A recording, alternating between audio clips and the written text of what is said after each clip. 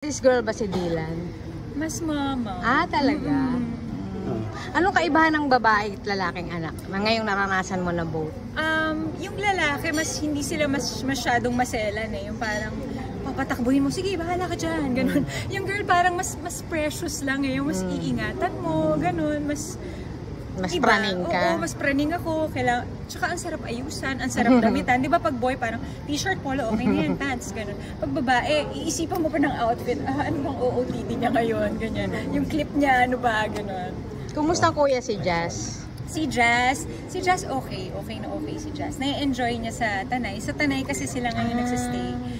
So, ano kami, happy ako na malaki rin yung development ni Jazz.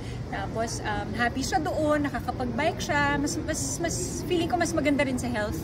Kasi nasa probinsya, masarap yung hangin. During the break na nagbabakasyon, ay hindi mo nagbabakasyon, pero you were concentrating on being a mom, meron ka bang na-enjoy na as a family woman na nagawa mo na hindi mo nagagawa kapag busy ka sa mga... Noon kasi iba yung sitwasyon ko kay Jazz, yung parang after kong manganak, kailangan kong agad bumalik ng trabaho kasi wala naman akong katuwang.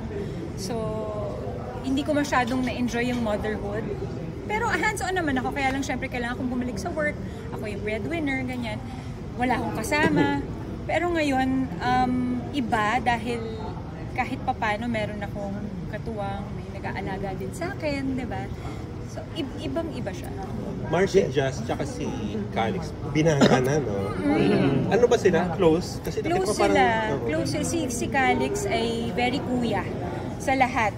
How old na si Calix? Mag-17 na. Ah, 17 na. Si Jazz naman magsi-16 na. Naku, dalawa pala, bantay.